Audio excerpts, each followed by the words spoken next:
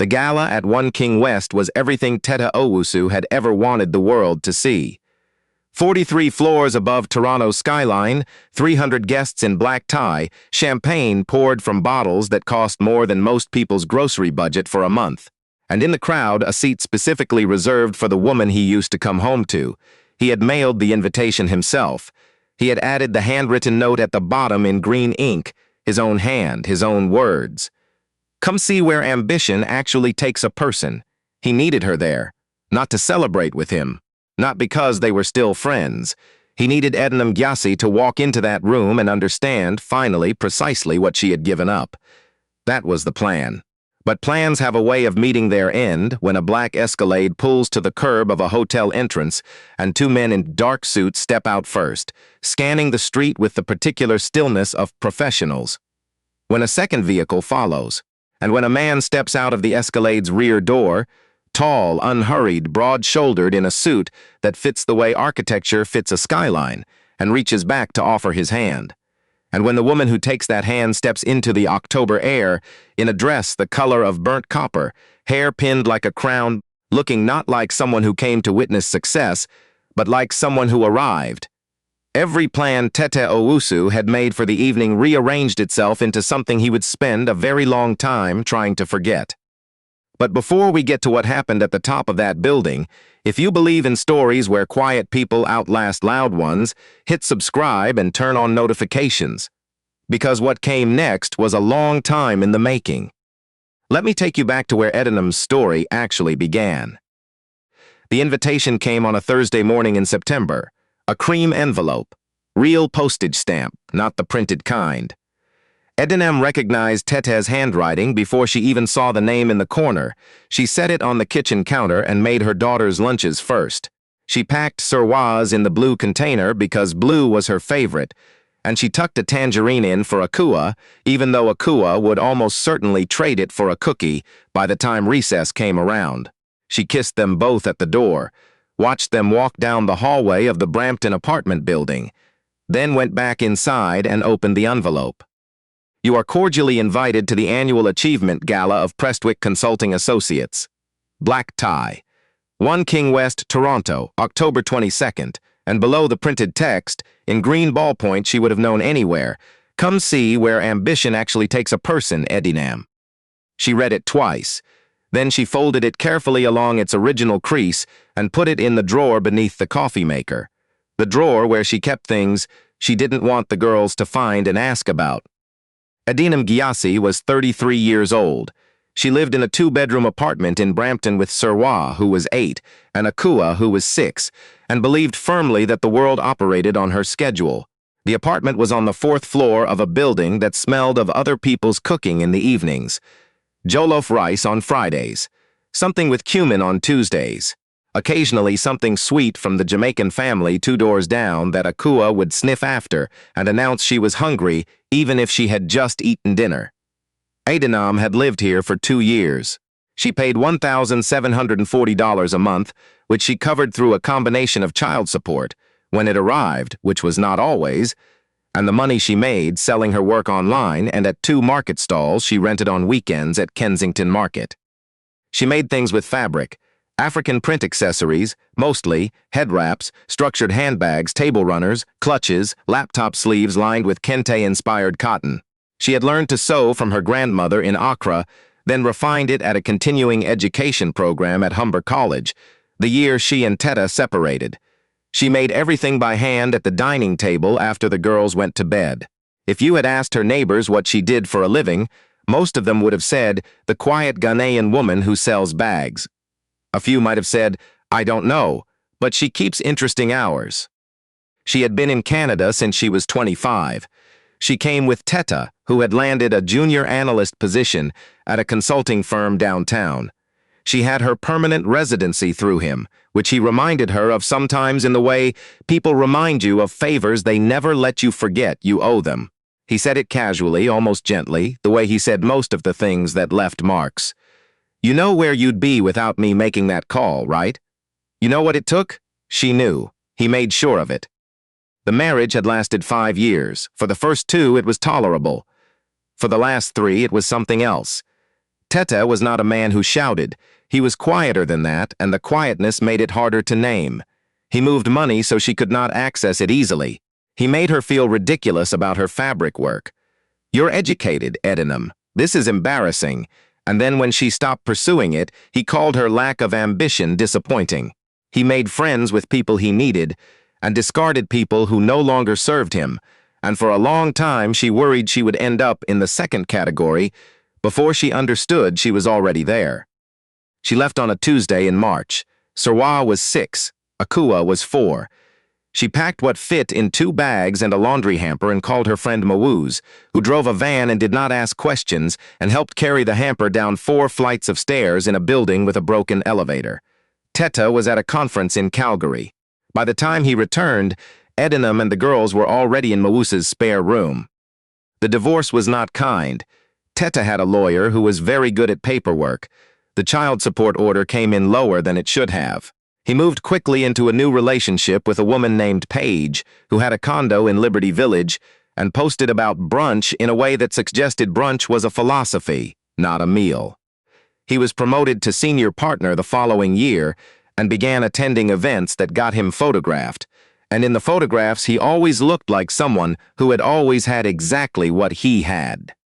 He was, in every external sense, flourishing, and Edinam was in Brampton, sewing handbags at midnight and packing school lunches at 7 in the morning, and if you asked most people which one of them was doing better, they would have told you the wrong answer. 3 weeks after the invitation arrived, something happened that would change the rest of Edinam's life. It did not feel significant at the time. It felt like a Saturday. She was at Kensington Market on a cold October afternoon, selling at her regular stall, a 6-foot table covered with a cloth she had made herself, her bags and wraps arranged in a way that took her 20 minutes each week to get exactly right. Business had been slow. The weather had turned colder than usual, and foot traffic was down. She was debating whether to pack up early when a man stopped in front of her table and picked up one of her bags, a medium-structured tote in indigo and gold Ankara print, one she'd made 3 weeks ago and was particularly proud of. He held it the way people hold something when they are actually looking at it, not just being polite. He turned it over. He examined the stitching along the handles. "This is excellent work," he said. Not the usual, "oh, lovely." He said it the way someone says something they mean. "Thank you," Edinam said. "I made it." He looked up. He had a steady face, not handsome in any obvious way, but the kind of face that made you want to keep looking at it. Brown eyes that were calm without being empty.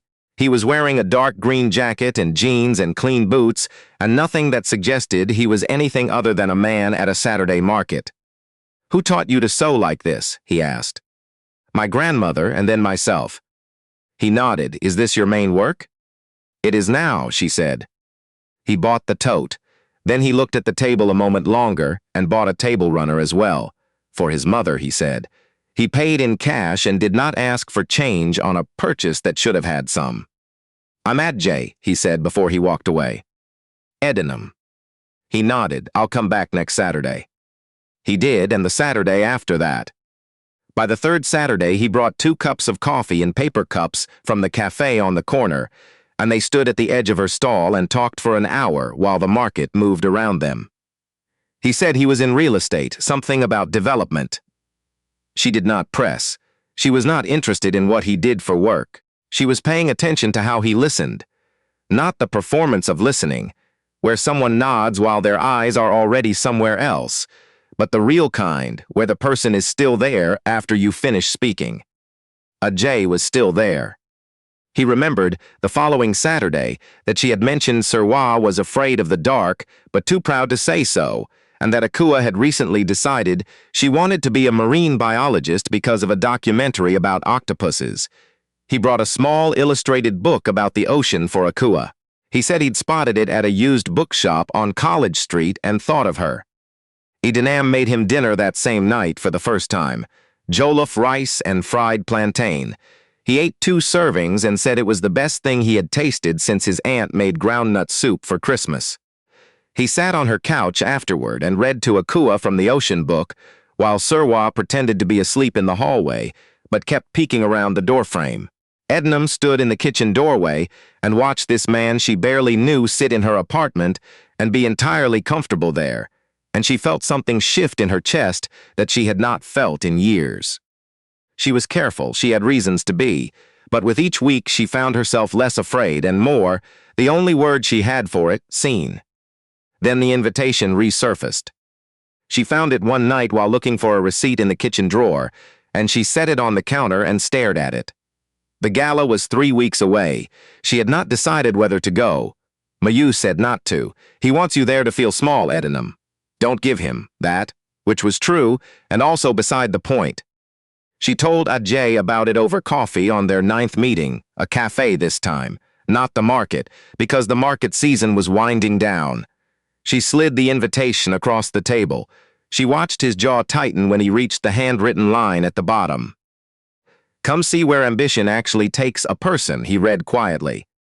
"He wants me to see what I'm not part of anymore." Adjei set the card down. He looked at her for a moment without speaking, the way he looked at her handbags when he was genuinely evaluating something. "Do you want to go?" "I think I need to close it," she said. "Not for him, for me. I need to walk into that room and feel nothing and then walk out." "Then go," Adjei said, "but not the way he's imagining." He paused. "Edinam, there's something I should have told you a few weeks ago." Here it is, she thought. He is married. He is leaving the city. He has been dishonest about something important. Every version of every bad thing lined up in her chest like items on a list. "I am not just in real estate," he said. "Not in the way I made it sound." She waited. "I am the founder and CEO of Nkrumah Development Group. We build affordable residential housing, Ontario, Quebec, British Columbia. I have a private investment arm as well. The total valuation," he stopped. "It is significant, Edinam. I am wealthy, considerably more than I have let on." Silence.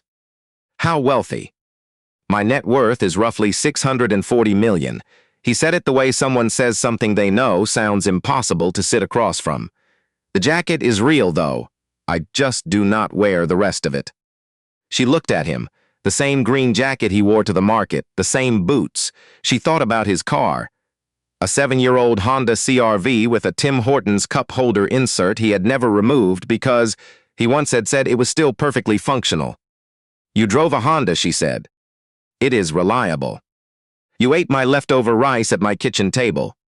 It was outstanding rice. Adjei. He reached across the table. He took both her hands, in the way you take someone's hands when you want them to feel the weight of what you are saying. "My last relationship ended the month my company's valuation crossed a number that put it into the business press. She had stayed through the hard years. The second things became publicly significant. She became a different person entirely. I needed to know what we had was real before I said anything. And I have known for a while. You were making sure." "Yes." She looked at him for a long moment.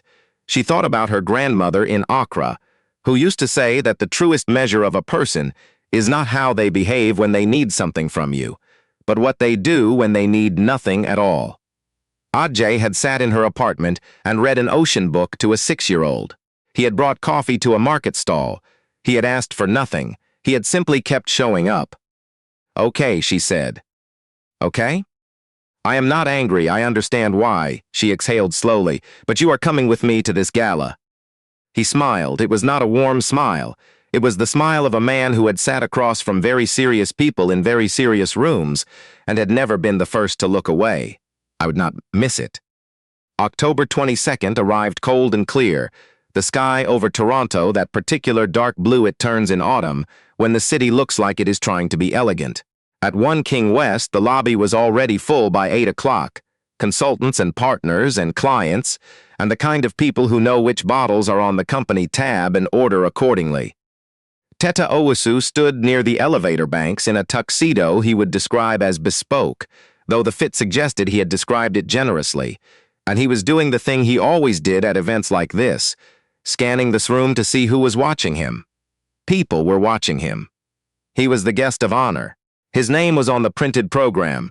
His photograph was on the slideshow cycling through a screen near the bar. His new girlfriend Paige stood beside him in a silver dress, tall and polished and entirely aware of how she photographed. and yet he kept checking his phone. He kept glancing toward the revolving door. Paige noticed. "Who are you watching for?" "Nobody," Tetteh said, "just making sure our guests are settled." He checked his phone again. 40 minutes into the evening, a murmur moved through the lobby. It started at the revolving door and spread through the crowd the way a stone sends rings across still water. Heads turned. Someone near the entrance said something low and quick to the person beside them. Through the hotel's glass frontage, Tetteh saw a black Escalade parked at the curb. 2 men in dark suits were already on the pavement. A second vehicle had pulled up behind the first. Then the Escalade's rear door opened, and a man stepped out, tall, unhurried, the kind of presence that does not ask for attention and receives it regardless. He wore a charcoal suit with a white shirt, no tie, the look of someone who had made every decision about his appearance and then stopped thinking about it entirely. He walked around the front of the vehicle and opened the rear passenger door himself. And Edinam stepped out. She wore a dress in burnt copper, a color that should not have worked against the cold October air and absolutely did. It caught the light from the hotel awning and held it. Her hair was pinned up. Small gold earrings, traditional Ghanaian design, the kind her grandmother had worn in a photograph Edinam kept on her dresser. She took Adjei's hand and they walked toward the entrance with the particular unhurriedness of people who are exactly where they intend to be. 300 people in that lobby were no longer pretending to have other conversations. Paige tilted her head slowly. "Who is that?" Tetteh said nothing. His throat had gone somewhere he could not retrieve it from. He knew the man's face. He had seen it 2 years ago in the Globe and Mail, in a feature about affordable housing development that had been awarded something at a provincial level. He had seen it on LinkedIn, in mentions by people whose attention he had been trying to attract. He knew the way you know something before the brain fully assembles it into language, that the man walking toward his gala with his ex-wife on his arm was Adjei Nkrumah of Nkrumah Development Group. He knew exactly who Adjei Nkrumah was. Everyone in Toronto real estate development knew who Adjei Nkrumah was. Edinam walked through the lobby with her chin level and her shoulders easy. She had rehearsed in the Escalade on the way over, what she would say and how she would hold her face. But standing inside the room, the warm air, the chandelier light, the way the crowd had already quietly reorganized its attention around her arrival, she found she did not need any of it. She just needed to be where she was. She found Tetteh near the elevator banks. He was standing exactly where she had expected him to stand, the visible spot, the ones you choose when you want to be seen arriving. He did not look like someone who had the upper hand. "Edinam," he said, his voice was measured. "I did not know you would." "You sent me an invitation," she said pleasantly, "so here I am." Adjei extended his hand. Adjei Nkrumah. He said it the way people say their name in a room where it carries weight. "You must be Tetteh." Tetteh shook his hand. He had no choice. His grip was weak and he knew it, and Adjei's expression said nothing about knowing it, which was somehow the worst part. Paige had not looked away from Adjei since he walked in, not with admiration exactly, or not only admiration, with something more like arithmetic. "This is a lovely event," Edinam said to Tetteh, looking around the room. She sounded entirely at ease. "You have done well for yourself." Something moved across Tetteh's face then. He had wanted her to arrive in the coat she'd worn for 3 years, the one with the loose button she had texted him about once, asking if he could cover half the replacement cost, and he had said he would, and then had not. He had wanted her somewhere near the back of the room, watching the evening from a careful distance, feeling the specific ache of understanding what she had failed to become. "That handwritten note," Edinam said. Her voice was still even, still quiet, but it carried. "Come see where ambition actually takes a person." She tilted her head slightly. "I spent some time thinking that note was meant to hurt me, and for a little while it did." She paused. "But then I understood something. You wrote it because you needed me to see you. People who are genuinely doing well do not feel the need to send handwritten notes to former partners. That kind of invitation is not confidence. It is the opposite of it." She said it without heat, without performance, the way you say something that is simply and plainly true. "I used to believe you when you said I was too small for anything real to come of me, that the work I did with my hands was beneath notice, that I would amount to nothing without your name behind me. She looked at him steadily, and then I went back to my table, and I sewed. Every night after my daughters were asleep, and what came of it turned out to be mine, a quiet beat. I am not afraid of you anymore, Tetteh. I do not think you planned for that. Tetteh's mouth opened. His program remarks, rehearsed that morning in front of his bathroom mirror, were somewhere very far away. Paige had been doing arithmetic for the past 2 minutes.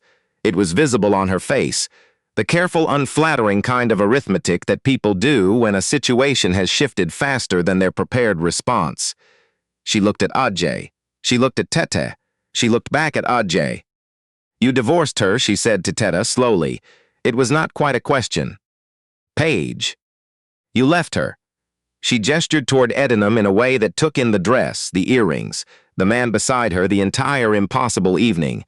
You left her with 2 children and child support you paid when you felt like it, and she came to your gala with, she stopped. She looked directly at Adjei. I am sorry, what does your company manage exactly? We do not usually discuss numbers at parties, Adjei said. Approximately. Approximately north of 2 billion in project value. Affordable housing primarily. Paige turned back to Tetteh. The arithmetic on her face had arrived at its conclusion, and the conclusion was not in his favor. I need some air, she said. Paige, we're 40 floors. I need some air. She picked up her clutch from the nearby table. As she passed Adjei, she slowed, barely perceptibly, just a half step. Your company, is there a general inquiry contact on the website? There is, Adjei said. I am taken, though. She kept walking. The elevator doors opened, they closed. The sound of it was very quiet in a very quiet room. Tetteh Owusu stood at the center of his own gala, in front of 300 people, and there was no version of the evening remaining that looked the way he had designed it to look. Edinam picked up her small clutch, burnt copper to match the dress, structured Ankara print, one of her own. She had made it 2 weeks ago, specifically, knowing she would be carrying it tonight. I hope the rest of the evening goes well, she said to Tetteh. She meant it. There was no performance in it, no final twist of the knife. She was done. Take care of yourself. She took Adjei's arm. They walked back through the lobby and out through the revolving door into the cold October air, and neither of them looked back. The footage of that evening, recorded on 4 different phones from 4 different angles, posted across 3 different platforms before Edinam had even reached the lobby of her building, reached 2 million views before she was asleep. She did not see any of it until the next morning, when Mawuz called at 7:15, making a sound that was not quite a word in any language. By then, a caption on one entertainment blog read, Nkrumah Development CEO's partner shuts down corporate gala with class. Here's what actually happened. She did not read it. She was making school lunches. Adjei did not rush anything after that. He never did. He showed up in November the same way he had shown up at the market in September. Same green jacket, same unhurried presence, same coffee. He drove Surwa to her Saturday swimming lesson once, sitting in the bleachers with a cup and a paperback, and Surwa emerged from the change room to report, very solemnly, that she had informed 3 people that her mother's boyfriend was tall. Akua, not to be outdone, introduced him to 4 stuffed animals in one sitting and was entirely satisfied with his responses to each. In January, Adjei brought Edinam to a building in the Junction Triangle, a commercial space on the 2nd floor of a former warehouse, north-facing windows, the kind of natural light that fabric people dream about. Wide enough for a proper cutting table and a production area, and a display wall tall enough to matter. He held the lease in his hand. This is the studio, he said. She stared at him. Gyasi Textiles, I had it registered last month. The vision, the collections, the direction, all of that is yours entirely. I arranged the space. That is all. Why, she said. Because you sewed at a dining table at midnight for 2 years, and the work was beautiful, and you deserve a table that is actually yours. Edinam walked through the empty space slowly. She ran her fingers along the windowsill and stood in the middle of the floor and watched how the light moved across it. In the corner, propped against the wall, was a bolt of indigo Ankara print, the same pattern as the first bag she had ever sold him. She sat down on the studio floor and cried for 20 minutes. Adjei sat beside her and said nothing, because he understood that not all of it was sadness and that some things need to move through before they settle. Gyasi Textiles opened in March. The first collection, traditional Ghanaian kente patterns translated into structured modern accessories, sold out in 4 days. A stylist in Toronto reached out about an editorial shoot. A feature appeared in a print magazine that her grandmother in Accra held in both hands for a full week and showed to everyone who came through her door. But the moment that stayed with Edinam, the one she would tell Serwa and Akua about when they were old enough to carry it, was a Thursday evening in April when she brought the girls to the studio for the first time after hours. They ran through the space and touched every bolt of fabric, and Akua pressed her face into a length of silk and announced it felt like a cloud. Serwa found the display wall with the bags arranged on hooks and stood in front of it for a long time, very still. "Mama," she said, turning around with an expression that was working hard to be calm and not quite managing it. "Did you make all of these?" Edinam walked over and crouched down to be level with her. Every single one. Serwa looked at the wall once more. Then she looked at her mother's hands, the hands that had sewed under a dining table lamp while 2 children slept in the next room, the hands that had been called too plain and too slow and fit only for ordinary things. "Are we going to be okay, Mama?" Edinam took her daughter's face in both palms. "We have always been okay, my love," she said. "We are more than okay. We just needed more room." As for Tetteh Owusu, the gala became his defining public moment in all the ways he had not intended. 3 clients moved their accounts in the months that followed, citing scheduling conflicts and other polite fictions. Page ended things before November had finished. He continued posting photographs of himself at other people's events, and the comments under each post had begun to carry a particular tone that no amount of blocking seemed to cure. He reached out to Edinam twice. She did not respond. He reached out to Adjei once, through a junior associate at his firm, regarding a potential introduction. Adjei's office replied that Mr. Nkrumah's calendar was full through the foreseeable future. Adjei proposed on a Sunday morning inside the studio, between bolts of fabric and the smell of new cotton, with a ring made by a Ghanaian jeweler in Scarborough, a woven gold band, a single diamond, and inside the band the address of the market stall in Kensington, where they had first stood together on a cold October Saturday, and he had held a handbag the way you hold something when you are genuinely looking at it. Edinam said yes before he finished the question. They were married in June in a garden in Brampton, 60 people, an afternoon ceremony, Serwa as flower girl and Akua as the person who was supposed to be flower girl, but had considerable ideas about improvisation. Edinam made her own dress, burnt copper, because it was the color she had worn the night she stopped being afraid, and she wanted to carry it forward. Tetteh Owusu had sent that invitation to bring her low.